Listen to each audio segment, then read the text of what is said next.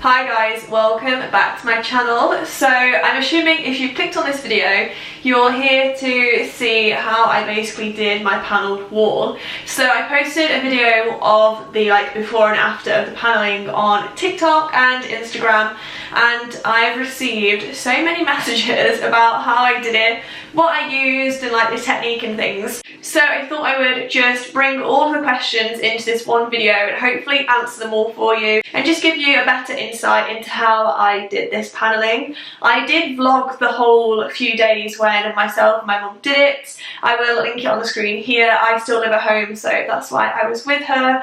And the room that we've panelled is my office. So just a little bit of background information. I basically did this panelling so I had a better YouTube backdrop for my videos, and it is in no way professional. It's probably not the way you're meant to do it, but it was just a really affordable, fun way of myself and mum doing something just to enhance the room and yeah, just make it look a bit fresher. So do not take this video too serious if you're a professional paneler or anything like that. It was just a really affordable, simple way of adding a bit of depth to the wall, like I said.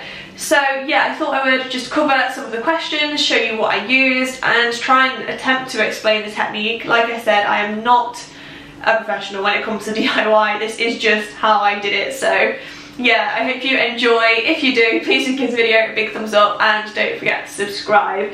So I think we will start with the height that I did to the wall, because I've had a few questions on that as to why I did it the height that I did.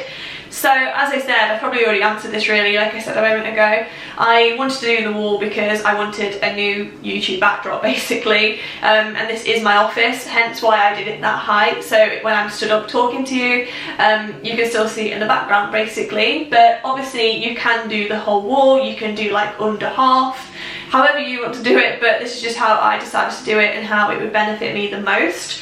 So the wood that I used, I got from Homebase. Now I've looked on the website trying to link this down below for you, and I can't find the specific link to this exact style of wood.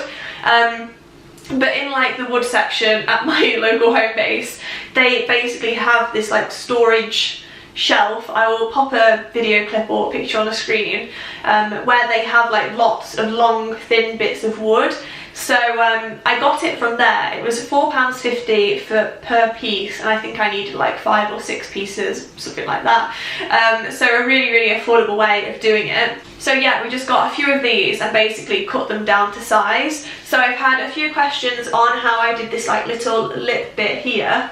And I basically just bought an even smaller little piece of wood. So for example, if that is the wood on the wall, we basically just stuck this bit on top like that, so it created a little bit of an edge. I just thought it would be a nice way to finish it off up here instead of just being flat. But again, personal preference, you don't have to do that. I just liked how it looked and just wanted to divide up the wall from the panelling to the top half. The paint I used, we actually already had. If you haven't seen them, I did some renovation videos quite a while ago now in my bedroom. I will link them down below. If you like a DIY video, you might enjoy them.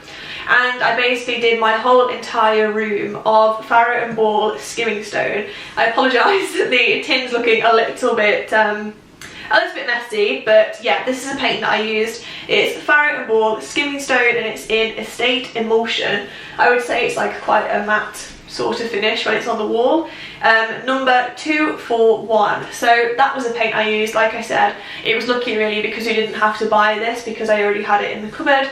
I know Farrow and Ball paints can be quite pricey, but I think the colour payoff and the colours that they do are really beautiful, and I already had it, so basically just used it up. So because I didn't feel too confident with nailing into my office wall, I picked up some of this No More Nails glue. So that's just what it looks like. I think it was between £5 and £10 for the whole tube, and we're not even halfway through it, to be honest, so you wouldn't need to get any more than one of that if you were doing my sort of sized wall.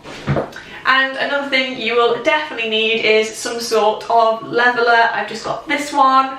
I believe it's called a spirit level, but I'm not 100% sure because I'm not a professional at this sort of thing, but I knew we needed one of those. Other things you will need: a pencil, probably a calculator, and I think that's about it. Obviously paintbrushes you will need as well, but all in all, you don't really need that much, and it's definitely not costly to do what we did, and it turned out okay. So yeah, that's kind of like what we used. So as for the technique, I say lightheartedly, because this is just how we did it. It's probably not a professional way, but after deciding how high I wanted it to be on the wall, we marked the height and then basically drew a line across, obviously making sure it was straight, etc. Drew a line across with the pencil and checked like 5 times it was level, because that's a pretty crucial bit. It needs to look straight. And then once we had the line all set and to go, we basically then stuck the wood on, put some of the No More Nails across the wood, stuck it on, and then because you've got that pencil line, you know specifically where you're putting it, obviously to guarantee you a straight line. So do not try and stick the wood on the wall without having a pencil line, because it's probably not going to look level. Obviously it goes without saying, make sure to measure your wall and then cut the wood to size. I think that's pretty obvious, but I would just state it.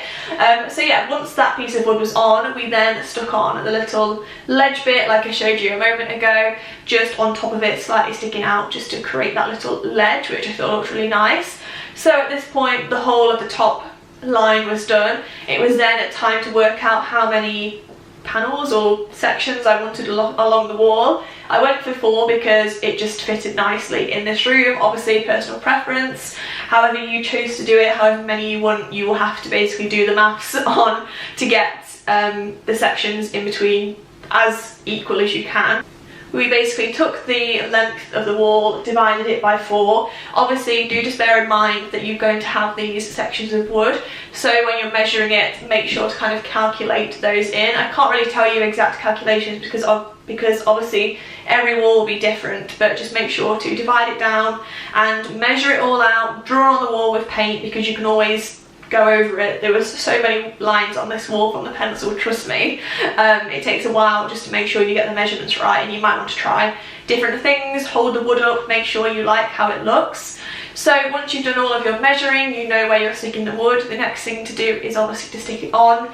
Make sure to remember your lines and place the wood in line with them. Myself and Mum actually did that as a bit of a 2-man job. Like, I tackled the bottom, she tackled the top, just to make sure we were really keeping in line, because obviously you don't want it to be wonky. And with the No More Nails, I think you have like, I don't know, like 30 seconds or something, or a couple of minutes, not long, basically, to rearrange the wood. So yeah, when you put it on, try to get it as accurate as possible, because you have a little wriggle room for a short while, but not super long. It sticks very quickly, so do just bear that in mind. So then after that, we pretty much just repeated that step until the wall was done. And at this point, when you've got all of the wood on the wall, it looks so strange, trust me. Don't get disheartened and think, oh my god, what have I done? I remember when I had my bedroom done for the first time, and I just had seen where the guy had put all of the wood up, and I was like, oh my god, like, it looks so daunting. But then when the paint's on, it all completely comes together, so don't worry about that.